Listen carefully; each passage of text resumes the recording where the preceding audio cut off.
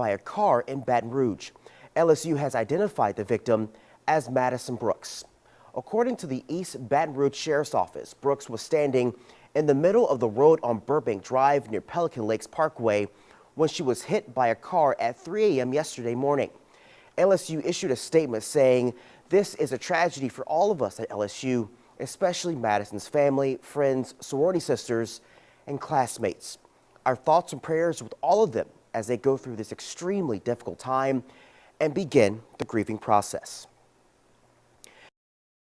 From Covington is dead tonight after being hit by a car early Sunday morning. Investigators say 19-year-old Madison Brooks was standing in the middle of Burbank Drive near Pelican Lakes Parkway when she was struck. Friends and family told LSU's Tiger TV that Brooks was brain dead and on life support yesterday, and she died later in the day. Good Samaritans to the rescue after a fiery crash on the Long Island Expressway. Here's the thick smoke and flames coming from the car after it overturned yesterday westbound near exit 62. Police say a woman struck the median, then her car caught fire. Good Samaritans were able to get in there and pull her out. She is now in critical condition at the hospital. Lines now. A man in Hudson County, New Jersey, under arrest tonight, accused of stabbing his mother to death and also seriously hurting another woman. Police say officers were called to the Harrison Garden Apartments in Harrison around 1:30 this morning and found two women with stab wounds outside one of the buildings. The Hudson County Prosecutor's Office says 67-year-old Rosa Masoni died. The other victim is a 50-year-old woman. She is in the hospital with serious injuries. Masoni's son, 32-year-old Victor Tamachi, is charged with murder and attempted murder. To Monmouth County, family and friends say the mother spent her last moments fighting to save her child. CBS 2's Christina Fan has the story. Maurice and Christine, 40-year-old Jacqueline Montanaro had already escaped her house when she realized her 6-year-old daughter was still inside. The smoke was so thick, even her husband struggled to re-enter, but she ran right in. We're just so upset about it. I mean, there's no words. There's no words. Like, why? Why is this happening? Why? At Miles of Smiles Daycare, today there were only tears as preschool teachers grieved the loss of 6-year-old Madeline and her mother. When you think of like the perfect person, she was it. She was always just kind to everyone. And and she was instilling that in her daughters, to spread love and kindness. Flames ripped through the Montanaros' Hazlitt home early Friday morning. Jacqueline's husband, William, deep in grief, called her a hero on Twitter, writing, quote, "Without hesitation, Jackie then charged in with a mother's love and the courage of a police officer, fueling the attempt to save our daughter. He and their 8-year-old child, Elena, were able to escape." The kind of mother that she was to those girls, it does not surprise me at all. The 40-year-old was also a devoted Customs and Border Protection officer. On a GoFundMe for the family, her co-worker wrote, "She held everyone to an extremely high standard and worked tirelessly to make everyone around her a better officer, a better person, or simply a better family member." We're going to miss his wife and his daughter and the family in a multitude of ways that we can't even imagine at this point. We also learned the devastating news that the family's dog, Duchess, also died in the fire. The community is planning on holding a vigil for the family Tuesday night at Veterans Park. In Hazlitt, New Jersey, Christina Fan, CBS 2 News. The cause of this fire remains under investigation, but officials say it does not appear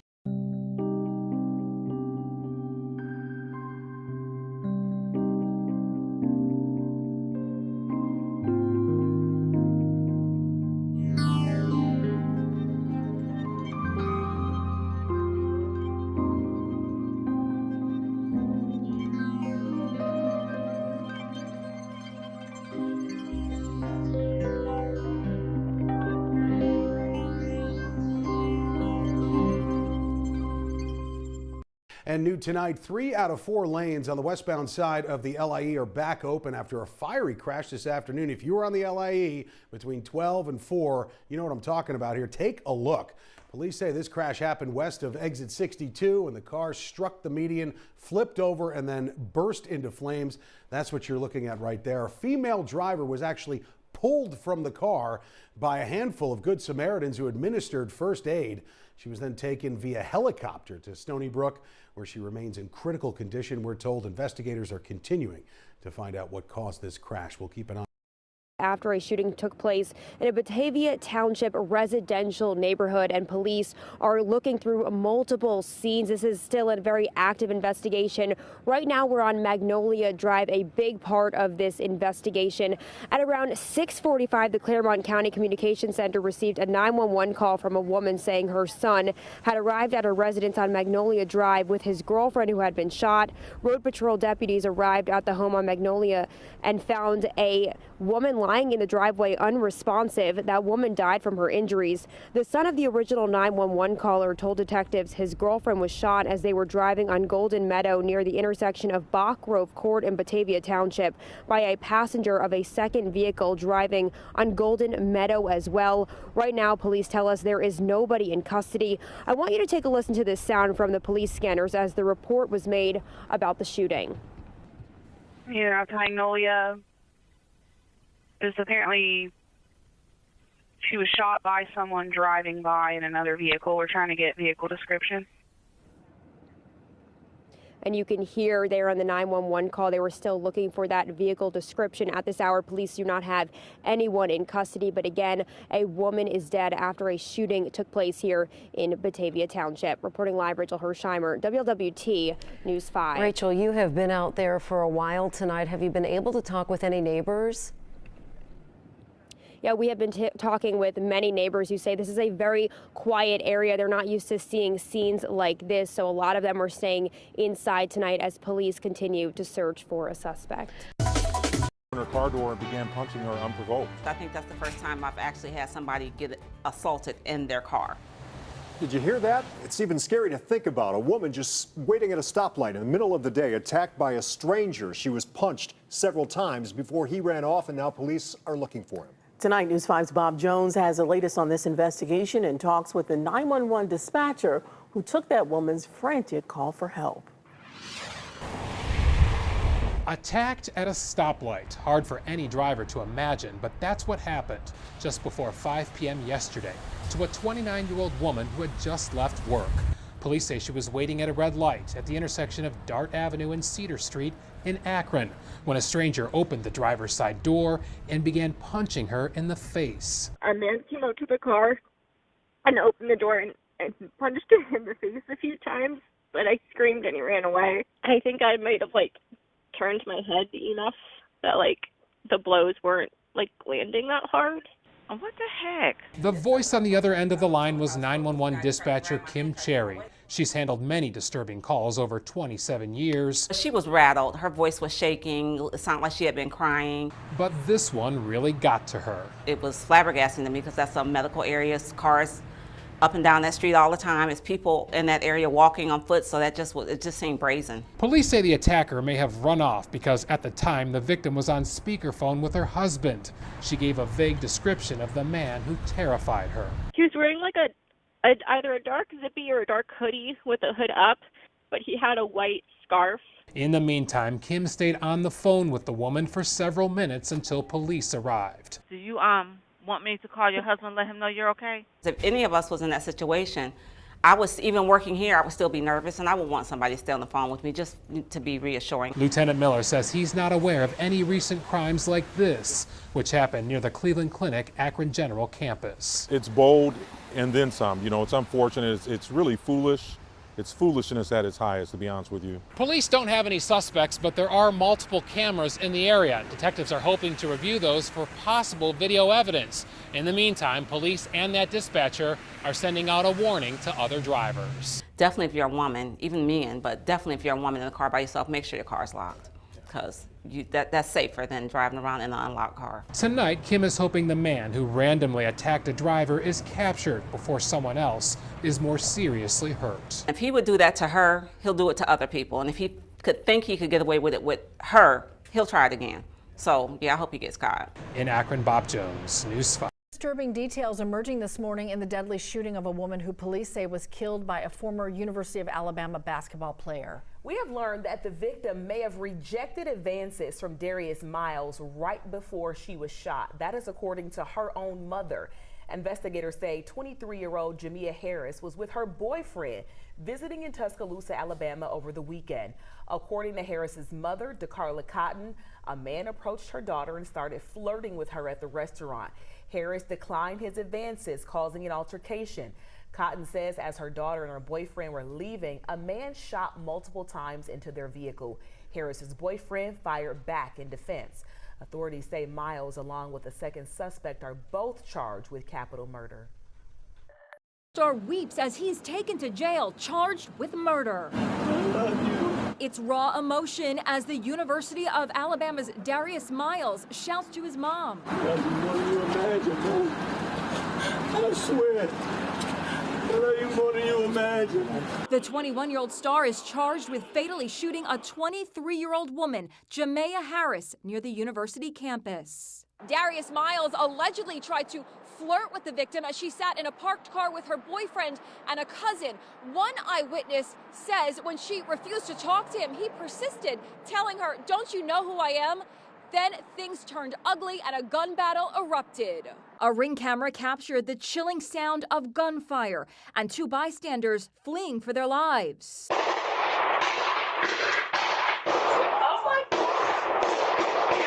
I spoke with the victim's mom, who said she still hasn't broken the news to her daughter's 5-year-old child. I know at some point he's going to want to know where his mom is. And when that time comes, I just don't know how I explain it. Crimson Tide basketball coach Nate Oates says the whole team is grieving. I've got 3 daughters. Went through my mind how easily could have been one of mine. Tough situation. Talked to Darius's mother multiple times yesterday. Very hard situation on both accounts. But the victim's mom says she's outraged by the accused killer's display of emotion. More than you imagine. It just enraged me that he could cry to his mother after he took another person's life. Darius Miles' attorney says his client maintains his innocence and looks forward to his day in court. On the shooting in Central California that killed 6 family members, including a 6-month-old baby and her teenage mother. Investigators say the mother and baby were shot execution style as she ran away. The other victims ranged from 19 to 72, including a grandmother who was shot as she slept. This happened Monday at home in Goshen, just east of Visalia. The sheriff had said he believed the shooting was connected to a drug cartel. Now investigators are also looking into whether it's linked to gang activity in the area. None of this was by accident. It was deliberate, intentional, and horrific. Authorities are searching for at least 2 suspects. A $10,000 reward is being offered for information leading to their arrests. Hello, I'm Matt Austin. And I'm Ginger Gadsden. This is an update to a story we first brought you last week. Deputies said 27-year-old Nakaba Collier was found shot along the 5200 block of North Powers Drive after people reported seeing a crash. Collier died at the hospital. News 6's Lauren Cervantes spoke with her family today. Lauren is live from the Orange County Sheriff's Office tonight. Lauren. Well, the sheriff's office is asking anyone who is in that area of Powers Drive and who may have some information to come forward. This afternoon, I did speak with the family. They tell me they're heartbroken and say this has turned their world upside down. We did everything together. She wasn't just my daughter, she was my best friend.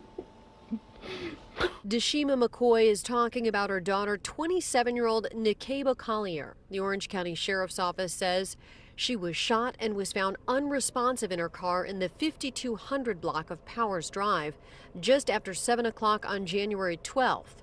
Her family saying her car had crashed less than a mile from her home. The doctor called back and he said that she came in with a gunshot wound to the abdomen and that they did everything that they could do, but that they could not save her and that she passed away at 8:30. McCoy wants her daughter to be remembered as the smart, kind, and generous woman that she was. She tells News 6 Nakaba was a mother to 2 little girls and that she would do anything for them and anyone in their family. Day or night, she would get up out of her bed if something was wrong with me, if I was sick or if I needed her help. Family photos capture moments of Nakeba with her daughters and husband, Kevin Moore. She was everything to us, everything to me. Moore telling me they were best friends. She has been a breath of fresh air to me. She has given me life, gave me strength that I never thought I had.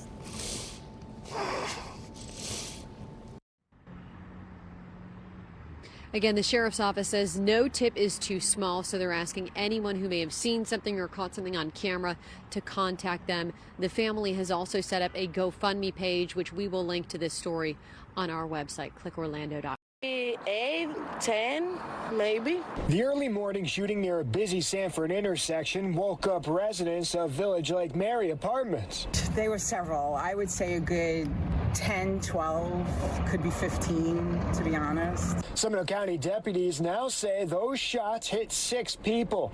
Princess Tolliver, Tennessee, was killed in the shooting. The other 5 will survive. And then I saw an officer put a white sheet on the ground. It was literally right out my window. Deputies say the 6 people were in the same van. They tell us they are aware of an event at the barn in Sanford. They are looking into if the shooting and that event are connected. Hearing that it's crazy to think like that could have been me, but praise God that it was not. I talked to a family member and a friend today. Both of them tell me that the pain of Princess's loss is too painful right now to be able to speak about. Now, the sheriff's office does believe that this was a targeted shooting. They say they have executed or about to execute a number of warrants in the area as they continue to hunt down this shooter. In Sanford, Dave Puglisi. Tonight, a man behind bars accused of killing his wife. And now we're learning more about what led up to that deadly stabbing over the weekend. Local 10's Christian De La Rosa is live in Northwest Miami-Dade with the details. Christian. It was quite the scene over the weekend here along Northwest 21st Avenue and 56th Street. Tonight, we're learning what led up to the tragedy. The details are horrifying. Detectives say it was just past midnight. Joanna Aristizabal had just gotten home from work, and it wasn't long before she and her husband, 40-year-old Eder Espinosa, would get into an argument over their failed marriage. The dispute escalated violently. The police report says Espinosa armed himself with a kitchen knife and moved towards his wife, stabbing her to death. The report goes on to say Espinosa placed the victim's body on a couch, placed bandages over her stab wounds, and cleaned the blood from the floor. Investigators say the man covered his wife's body with a sheet, trying to hide her from their small children. The father drove his 2 kids to a friend's home where he was arrested. You are charged with second-degree murder with a weapon, as well as tampering with physical evidence. Authorities say he confessed to the crime. Espinosa is behind bars on no bond. Live in Miami, I'm Christian. Coverage tonight of a missing woman in Kalamazoo County who disappeared more than a month ago. Her family and friends also had a vigil tonight. The vigil started at 7 o'clock at the Big V Coffee located on 5015 East Michigan Avenue in Kalamazoo. The 35-year-old mother of 8 went missing on December 10th. The family says she was dating a man that had been charged with a murder-for-hire plot. Police haven't said if he's a person of interest in this case. Crews have tried searching for Kelly. Nothing has come up. Silent Observer has offered a reward of up to $5,000 for information in this case. A GoFundMe has also been set up to help support Kelly's 8 kids that are staying with family. We have a link to that on our. Well, the grandmother told 7 Action News reporter Kim Russell that she can't really wrap her head around how her 3 grandchildren and their mom were spending nights alone in a field. My oldest daughter called me and she said, "Mama, you know that was Monica's body that they found." And I just instantly dropped the phone and my stomach just balled up. It's news no one wants to ever get, but Teresa Milton got that gut-wrenching call. Their family has been through a lot recently. In November 2021, Teresa's stepson, Kyle Milton, was murdered, but she had no idea the mother of 3 of Kyle's children was scared and sleeping out in a field. That phone could have rung I would have been there. The bodies of Monica Kennedy and her two sons, 9-year-old Kyle Milton and 3-year-old Malik Milton, were found frozen to death in a field in Pontiac. Oakland County Sheriff Michael Bouchard says family members were concerned after Monica started acting paranoid in the last few weeks. The mom was having a mental health crisis. She believed someone was trying to kill her. When they tried to get her help, she left on Friday, and no one could find her or the children. Reports were coming in over the last few days of people seeing a mom with children who looked cold. But as deputies searched the area, they couldn't find them. And it wasn't until the family's oldest child, a 10-year-old girl, knocked on a door near the old housing complex, which is now a field. Mom told them to lay down and rest, and they all laid down in the field. The girl that survived woke up. No one else did. And 17-year-old Lola Milton now grieving, and she has a message for families across Metro Detroit who might have family members struggling with their mental health. Don't wait until it's too late and your family is wishing that you would have. Just ask for the help you need. And the Oakland County Sheriff's Department says that the 10-year-old girl did suffer from hypothermia. She is now recovering at a local hospital in stable condition. Reporting in Oakland County, I'm Peter Maxwell, 7 Action News. A single mother and her 3 young children are left without a home after a fire destroyed it in Denver just yesterday. And one of her sons was actually burned trying to help others as the flames filled the house. Denver 7's Christian Lopez shares this family's story and how you can help them. Every memory that I can ever think of the last 8 years has been at this house. The house where Katrina Martinez has been raising her 3 young kids, now gone after a fire broke out Saturday afternoon. All I could see is black smoke over me. It was just really scary. Martinez believes it was caused by an electrical malfunction. She says it started shortly after she plugged in a fridge that she had out back. Katrina says the fire started in the backyard. Her sons were actually the first to see it because they were playing outside, and then it quickly spread to the entire house, even getting that fence and part of the neighbor's house. She says it could have been much worse, but firefighters were able to contain it quickly. I want to thank the firemen so much and first responders, because they did an amazing job with helping us and saving everybody else around us. It was just flames bursting everywhere. But I ran through the house and tried to grab the hose. Her oldest son, Adam, says he got injured while trying to help. I tried to run in there, but something fell from the ceiling and it was like on fire and it wrapped around my ankle. And when I ran through the door, I got red burn on my arm. He couldn't save any of his belongings, like his beloved card collection. They were passed down from like generations from my grandpa's grandpa, and they're like mint condition. Baseball, basketball, my brother's Pokemon cards. The family now forced to start over. Right now, I'm homeless, obviously, and I never thought I'd be in this situation, so I'm really in shock. Mostly I'm worried about my kids, like getting the clothes and shoes and the things they need. But thankful they all made it out in time. I'm just glad that they were able to help us. In Denver, Christian Lopez. The deadly shooting this week that ended in a 16-year-old girl's death. A teenage boy is believed to be the suspect in this shooting, and Denver police arrested him last night. Leah Cortez's older sister was in the car with her Wednesday night when she was killed. And tonight we are hearing from her older sister Jennifer for the first time since the tragedy. Denver 7's Christian Lopez has her story. My heart is broken and I don't think I'll ever be the same again.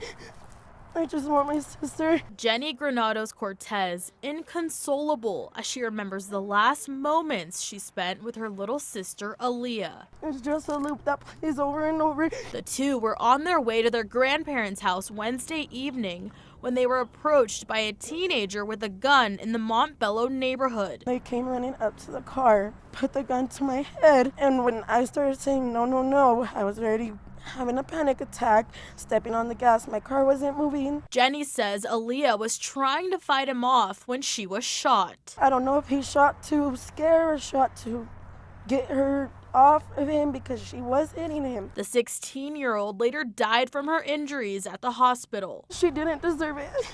The shooting happened on Atchison Way. That is about a mile away from here. After it happened, Jenny left the area and she ended up driving into this parking lot. She said she was trying to call 911 for help, but it was hard to get through. I waited 2 to 3 minutes on the phone before a dispatch got to me. This pain I do not wish, not even on my worst enemy, because oh my God. Police arrested a teenage boy Friday evening. We don't know too much about who it is. Pretty much all we know is that it was a minor. So details weren't able to get released to us. The Cortez family believes there was another suspect involved. I want to know who the other person is. There was 2 people walking on the sidewalk. The family is pleading for justice as they grapple with this immense heartache. I'm going to keep talking to her every day until I get a sign that she's with me, because I know my sister could hear me, and I just want to tell her that I'm so sorry and she shouldn't have got up to fight him off. I know that she'll be with me forever. I love you always and forever. Reporting in Denver, Christian Lopez, Denver 7. She was a loving person. She would help anybody. Burying their loved one now 1 year later. This case making national headlines. A Phoenix mother missing for days. Her body later found in the western Arizona desert, and her boyfriend arrested for murder. ABC 15's Ashley Pret is catching back up tonight with the family of Irene Luvano, while also getting an update on the case. But it hurts. It hurts. I miss her so much, for my grandkids that she left behind, and my daughters that are suffering a lot for her. 37-year-old Irene Luvano has been gone for a year, but the pain from what happened to her is still fresh. That's all we want. It's just justice for my daughter. Roses covering Irene's resting spot Wednesday, a show of everlasting love from her family. It's just hard for me to accept that my sister's no longer here with me, because she was my everything. Sometimes I come and I sit right there next to her, and I'm just like, I still can't believe that my sister's buried there, just because she got her life taken away. The family last heard from Irene in the early morning hours of January 16, 2022. She had made a terrifying call to them, saying she had been stabbed in the neck by her boyfriend. ABC 15 following the family at that time in their search for Irene across the valley.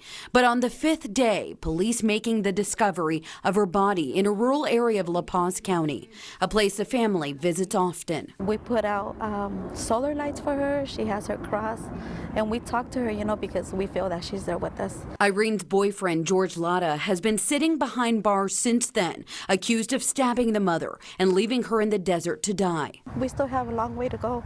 We still have to go to court. We still have to see all the images. We still have to prepare ourselves for all that, It's going to be hard. Irene leaves behind a tight-knit family. She had 6 children and 2 grandchildren. Irene's mother knows she's in a better place, the one and only thing that brings her peace. That I love her very much. I miss her. I sleep with her in the night on my phone.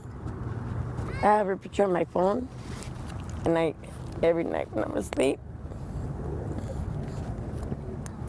I put it right here.